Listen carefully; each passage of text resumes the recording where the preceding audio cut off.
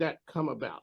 Well, I mean, I've been, like I said, baking the dessert, especially the sweet potato pies now, for 35 years or more for the holidays, Thanksgiving, So you Christmas were the pie. You were present. the one that everybody said they had to Yeah, get. I don't need no present. Just bake me that pie. Yeah. So, so the pie was in demand. Yeah, but I would and they got, girl, you need to sell those. I was And like, you never did. I'd You say never one did? day. I'd say one day, because Okay. again, we was gonna be little old ladies with a pie shop. Okay. When did one day happen? May 31st, 2019. And you know the exact day. The exact day. Why do you know the exact day? Because it was both devastating and freeing at the same time. So that was a major moment in my life. They restructured, my position was eliminated. They asked me to stay with them for an additional 30 days to transition without me. I love the mission so much because it reminds me of when I was a little girl. So I stayed and was free as of July 1st and hit the ground running and launched October 1st, 2019. And we've been running ever since. You have been running ever since. The name and the brand is out there. When did you know you had something? I would have to say, now I've always known it was good, that people liked it, right? A lot of people can bake. Right. A lot of people can do. A lot of people are good mechanics on cars. That does not make them good at business. Right. You're good at business. And when did you know this thing gonna work? My last day at Next Up, which is a great organization, shout out to Next Up. Love me some Next Up. And it was my last day. We had already moved to Scott's Edition, which was directly across from the Dairy Bar at the time. They've since closed since COVID.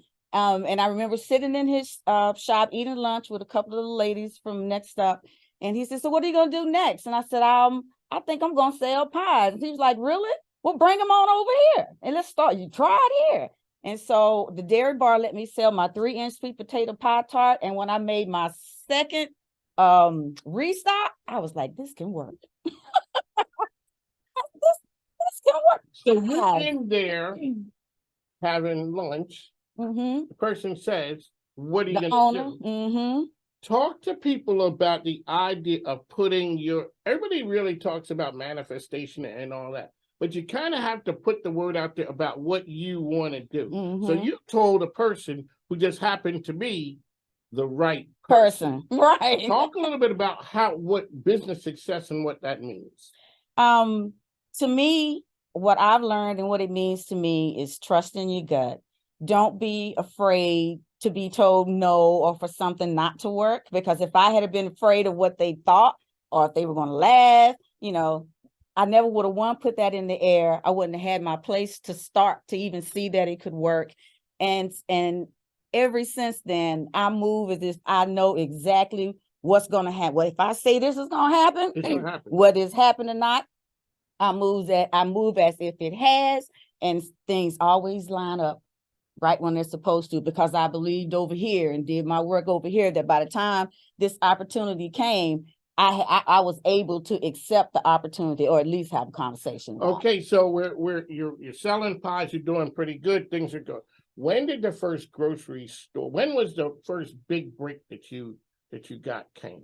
I feel like my big break was the market at 25th Street. I remember that. I remember when you went there. Right. They may be a single full-scale independent grocery store, but it was the grocery store that was our springboard, that gave us the opportunity to learn the ins and outs of how all of those relationships worked. And because all the restaurants had shut down, they were in, learned the essential word, the word pivot. And then the market at 25th told me that I was a big girl, that I am a wholesale manufacturer for retail. And when you heard that, you was like, but that's just what came to me. I'm like, okay, this is wholesale, right? This is not just a pie too, like you do with the restaurant, drop off a couple of pies, and it's all dependent upon what the owner wants to do. But I learned through the market that the grocery stores are dependent upon what the customer wants. So, and then when they gave me that opportunity, I went down and, he said, you're supposed to start at the market. You're not supposed to go straight to the stores. Well, I don't know that. I'm not from the food and beverage industry. That's like a salesman said, no solicitation. I can't read. And so I just left it. I said, this is for the staff and for Danita Miller, who was the food buyer. So wait a second. You doing it old school like people do, taking your pie to the restaurant place and saying, here, I'm gonna leave these. Why don't you guys try it out? Yep, I did that. So the staff. So they had to let you know, ma'am, we don't do it like that here. but Danita didn't even do that. I got a call from Danita and she said, hey, because she's a straightforward kind of chick. I love it.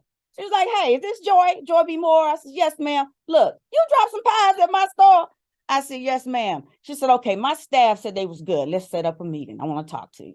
And that's how that went. Not waiting for, well, I was on a mission. My husband told me I had 6 months to prove that this was a viable business. Because I said, baby, I don't want to go back to work. He said, what you want to do? I said, I want to sell pies. He said, what? 6 months.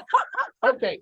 The best part is, when did Mr. Moore realize that you ain't going back to work because you had something? When he quit his job in 2020 and came on as COO for Joy Bells. Now, look, my family, they all quit their jobs, moved into my 2-bedroom apartment for free, right? We're making this work. And they volunteered for free for 2 years. Now, the company took care of their bills, anything outside of but we removed overhead, condensed down, and we banded together as a family. And when I was so proud to be, my husband and I, because Eric worked that thing, we were proud to be able to tell the family, hey, we started payroll, which was October 1st, 2021. That's a big deal. Mm-hmm. When we started payroll. Yeah. It makes it legit. So